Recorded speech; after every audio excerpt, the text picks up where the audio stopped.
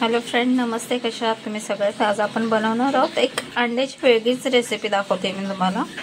तर त्याच्यासाठी मी ते गाजर घेतलं आहे, किसून घेतलं आहे, एक मोठा गाजर, कांदा, कोथिंबीर आणि 4 अंडे घेतले. तर या अंड्याचं पहिलं काय करायचं आहे आपण बघूया.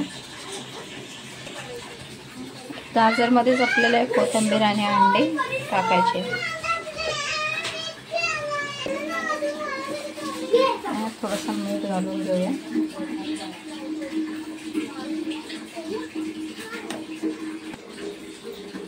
थोडीशी लाल मिरची पावडर टाकून घेऊया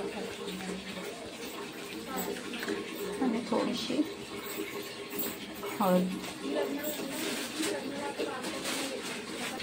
इथे पाणी उकळत ठेवलं आपण आणि हे अंडी जे आपण मिक्स केले सर्व टाकून त्याच्यात वाफायला ठेवले, जे उकडून घ्यायचे आपल्याला.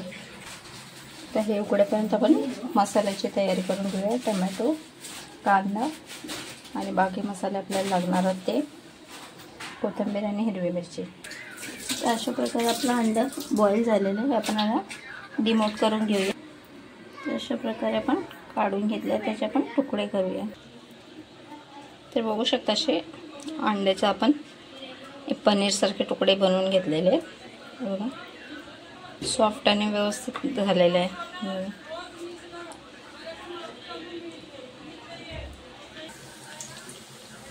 अंडी फ्राय करून घेऊया आपण. थोडी कढईत मी थोडं तेल टाकलं आणि अंडी जे आपले पनीरसारखे तुकडे बनवलेले ते आपण फ्राय करून घेऊया.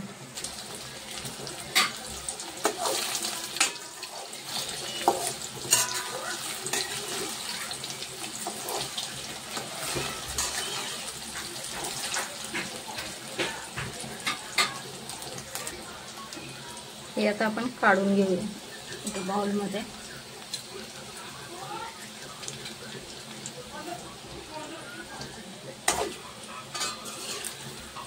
काढून घ्यायचे तर त्याच कढईत आपण तेजपत्ता,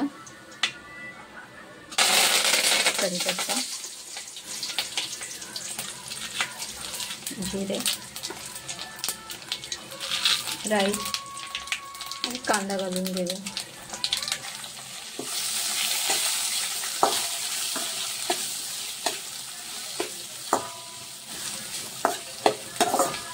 आणि यातच आपण टमॅटो घालून व्यवस्थित बारीक करून घेऊ, लाल करून घेऊ.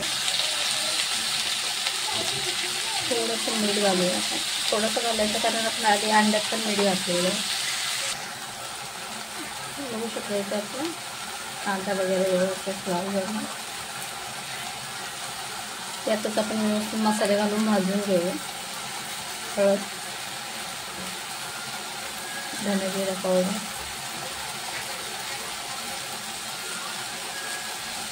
लाल मिर्च पावडर, तिखट तुम्ही तुमच्या हिशोबाने घाला, थोडंसं गरम मसाला,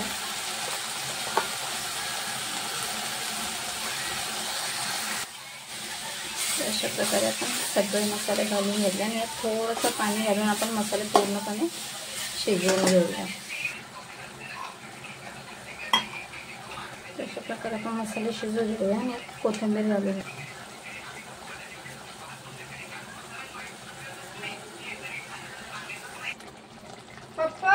आता अंडी घालून घेऊया आपण.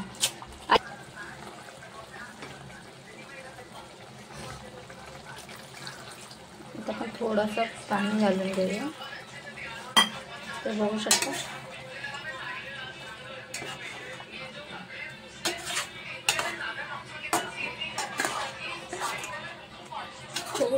छानपैकी एकदम पनीरसारखी आपली अंडा पनीर बनवून तयार आहे. बघा,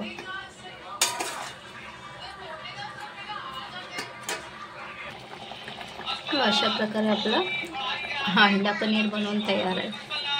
तुम्ही त्याला कुठलंही नाव देऊ शकता तुमच्या आवडीनुसार.